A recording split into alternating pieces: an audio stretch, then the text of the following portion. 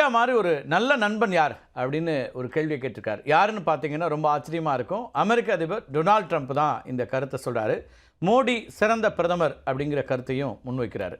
கிட்டத்தட்ட ஒரு யூட்டர்ன் போட்டிருக்காரு டொனால்ட் ட்ரம்ப்னு பார்க்கலாம். இந்தியாவை இருண்ட சீனாவிடம் இழந்து விட்டோம் அப்படின்னு தன்னோட ட்ரூத் சோஷியல் தளத்தில் இப்போ தான் சமீபத்தில் ட்ரம்ப் ஒரு பதிவை வெளியிட்டிருந்தார். அதாவது ரஷ்யாவோடையும் சீனாவோடையும் இணைந்து இந்தியா நெருக்கமாக வந்துட்டு இருக்கு அப்படின்னு அமெரிக்கா பார்க்க நினச்ச அந்த நேரத்தில் தான் இப்படி ஒரு கருத்தை அவர் சொல்லியிருந்தார். ரஷ்யாவோடும் சீனாவோடையும் இணைந்து வளர்ச்சி அடையட்டும் அப்படின்னு கிண்டலாக கூட ஒரு வாழ்த்தா பதிவை போட்டிருந்தார்.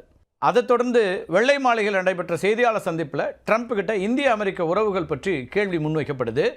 அப்போ தான் சொல்கிறாரு, நான் எப்போதுமே மோடியோட நண்பராக இருக்கிறேன், அவர் ஒரு சிறந்த பிரதமர் அப்படின்னு ஒரு பதிலை கொடுக்குறாரு.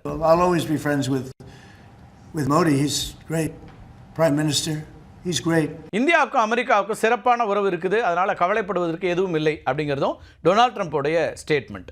இந்தியாவை இழந்து விட்டதாக ட்ரம்ப் தெரிவித்த கருத்து பற்றி கேள்வி எழுப்பப்பட்ட போது அமெரிக்கா இந்தியாவை இழந்து விடவில்லை அப்படின்னு ஒரு அந்தர்பல்ட்டி அடிச்சிருக்கிறாரு ட்ரம்ப். இந்திய பிரதமர் மோடியோட நன்றாக பழகுவேன், அவர் சில மாதங்களுக்கு முன்னாடி இங்கே வந்திருந்தார், நாங்கள் ரோஸ் பூங்காவுக்கு சென்றோம் அப்படின்லாம் போனாமியையும் நினைவு கூர்ந்தார். ரெண்டு பேருக்கு இருக்கக்கூடிய நெருக்கம் என்ன அப்படின்லாம் ட்ரம்ப் நினைவு கூர்ந்த ஒரு பத்திரிகையாளர் சந்திப்பாக இது இருந்துச்சு. ஒரு யூட்டர்ன் போட்டு தன்னுடைய நட்பை புதுப்பிக்கிறதுக்கு ட்ரம்ப் எடுக்கக்கூடிய இந்த முயற்சிகளுக்கு எதிர்வினையாற்றியிருக்கிறார் நம்முடைய பிரதமர் மோடி.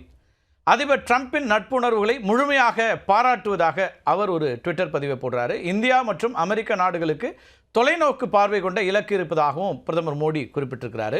இந்த சிக்கல் எங்கே ஆரம்பிச்சது அப்படின்னா, ரொம்ப குறிப்பாக இந்த இடைவெளி அதிகரிச்சதுங்கிறது இந்தியா மீது அடாவடியான வரி விதித்தது தான். 50% வரி விதிக்கிறோம் அப்படின்னு சொன்னாங்க. ரஷ்யா கிட்டேருந்து இறக்குமதி செய்யக்கூடாது, எண்ணெய் இறக்குமதியை நாங்கள் எதிர்க்கிறோம், மறைமுகமாக நீங்கள் யுக்ரைன் போருக்கு உதவி பண்ணுறீங்க அப்படிங்கிறதுலாம் தான் அமெரிக்கா சொன்ன குற்றச்சாட்டு. இந்த சிக்கல்களுக்கு இடையில், அதாவது மாறி மாறி இந்திய தரப்பிலிருந்தும் அமெரிக்க தரப்பிலிருந்தும் நிறைய கடும் சொல்லாளர்கள் இருந்த நேரத்தில் அமெரிக்க தரப்புலேருந்து நம்ம மீது கடுமையான விமர்சனங்கள்லாம் முன்வைக்கப்பட்டுச்சு.